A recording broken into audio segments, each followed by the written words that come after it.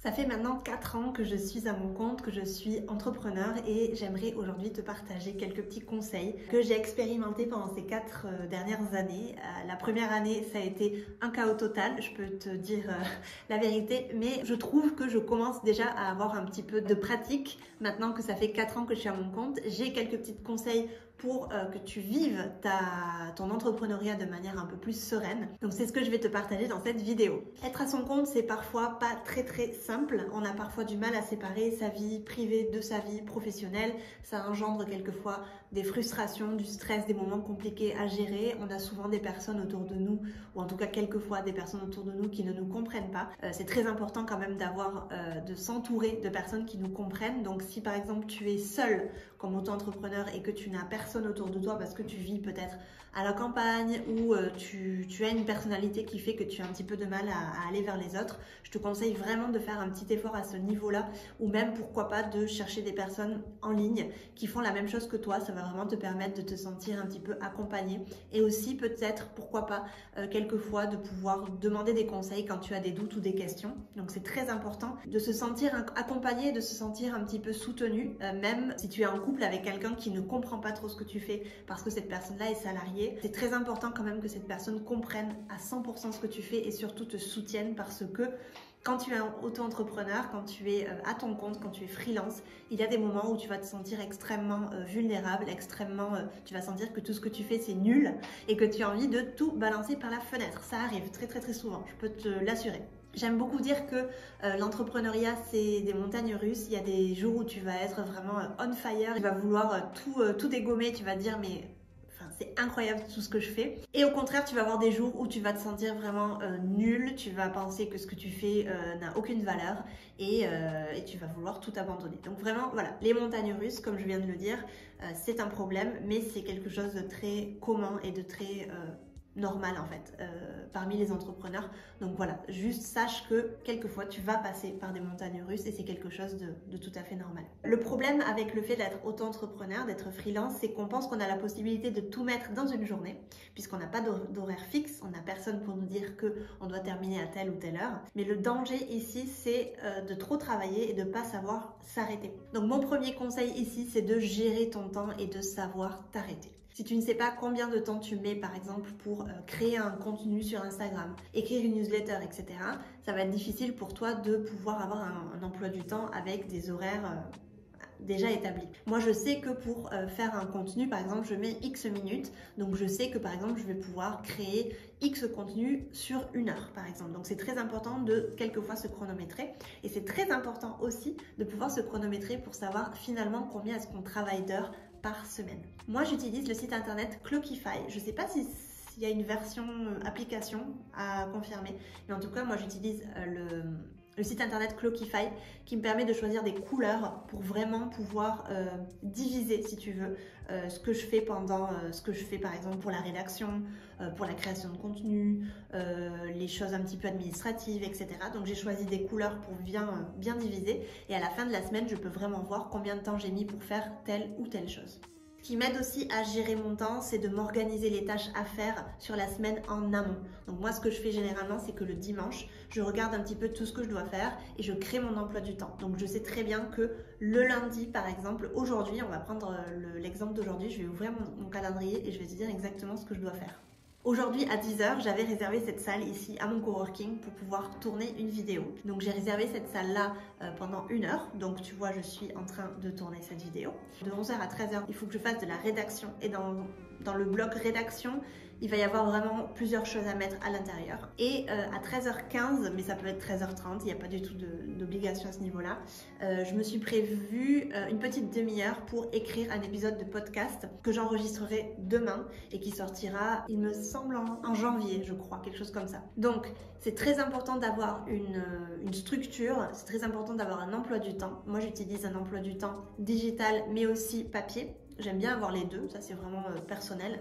Mais je sais exactement ce que je dois faire aujourd'hui et je sais combien de temps ça va me mettre. Donc j'ai à peu près 4 à 5 heures de travail aujourd'hui et ça suffit amplement. Je sens que depuis que je m'organise de cette façon, j'ai un peu plus de temps dans la journée et je procrastine moins et je passe moins de temps sur les réseaux. Donc vraiment, essayer d'avoir une sorte d'emploi du temps un peu fixe, comme quand tu étais par exemple dans une entreprise, ça va vraiment t'aider à avoir une certaine logique dans ta journée et savoir exactement le temps que tu dépenses, qu'est-ce que tu fais exactement, quelle tâche est-ce que tu fais exactement. Avant, voilà, j'avais tendance à procrastiner, à penser que les journées étaient trop courtes, etc. Et là, je sais qu'aujourd'hui, je vais travailler 4 à 5 heures non-stop, mais je vais abattre beaucoup de travail. La chose qui est super dans le calendrier que moi j'utilise, alors moi j'utilise le calendrier basique sur mon MacBook, c'est que je peux répéter les tâches qui ne changent pas. Donc par exemple, j'ai des cours le jeudi et le vendredi, je les mets dans l'agenda et du coup, toutes les semaines, elles se répètent. J'ai pas à les remettre, donc je gagne du temps avec ça et ça c'est plutôt pas mal. J'ai aussi décidé de consacrer une journée pour une tâche, une grosse tâche. Par exemple, je sais que le lundi ça va être la journée de la rédaction.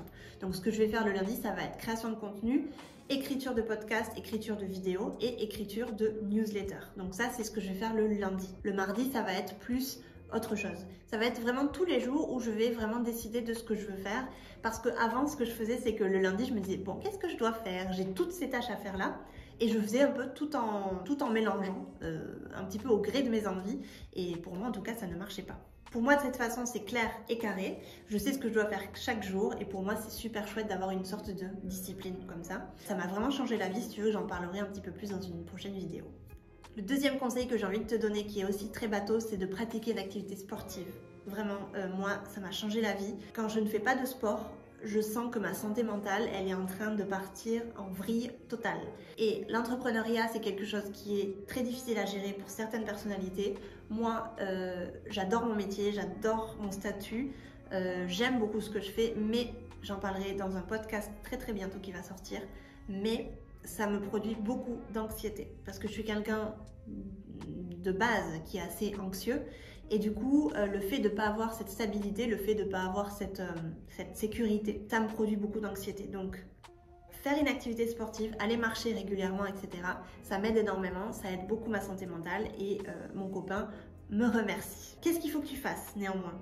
Parce que comme on n'a pas d'horaire fixe, comme si on était employé, on peut vraiment choisir si aller au sport ou pas. Mais moi, ce que je te conseille de faire, c'est en faire une activité non négociable. Comme dans ton emploi du temps, tu vas marquer que le lundi, tu fais de la rédaction, tu vas aussi marquer que le mardi à 17h30, tu as ton cours de yoga ou tu as ton cours de body pump ou tu as envie d'aller à la salle de sport. Vraiment, c'est très important d'en faire une activité non négociable comme si c'était un rendez-vous professionnel. Même si tu es sous l'eau, même si tu as beaucoup de travail, ça n'a aucune importance. Tu vas à ta salle de sport, tu vas faire ton sport. Je sais que cette partie est plus facile à dire qu'à faire. Je n'ai pas encore réussi à 100% à arriver à cet objectif-là. Je m'entraîne et je fais des efforts, mais c'est pas encore tout à fait facile pour moi. D'ailleurs, ce petit conseil, c'est pour moi, hein, c'est clairement pour moi. Je suis la première qui fait sauter des sessions de yoga ou des sessions de sport quand j'ai trop de choses à faire, par exemple, dans une journée. Pourtant, je sens que j'ai le temps, j'ai pas encore d'enfant, j'ai un chien, mais ça va jusque-là. D'ailleurs, avoir un chien, moi, ça me pousse à sortir. Et vraiment, je lui en serai toujours reconnaissante parce que le matin, quand on va faire nos promenades de 30-40 minutes, ça m'aide énormément à déconnecter et surtout à commencer une journée avec de l'air frais. Marcher un petit peu dans la ville, ça me permet, tu vois, de penser un petit peu à autre chose.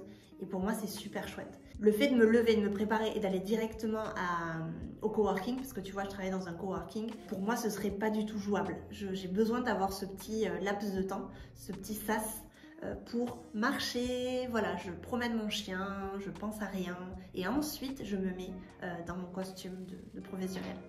Faire du sport, ça va te permettre de te sentir bien, de déconnecter, d'avoir quelque chose que tu aimes faire en dehors de ton travail, parce qu'on le sait, les entrepreneurs, on est des passionnés, donc généralement, on adore travailler, donc on travaille tout le temps. Ça va être bénéfique pour ta santé mentale. J'ai une chose que j'aimerais te dire, et c'est une phrase très, très importante, que je vais ici mettre à l'écrit, parce que je pense que c'est quelque chose de hyper important. C'est souvent dans l'inaction qu'on prend les meilleures décisions.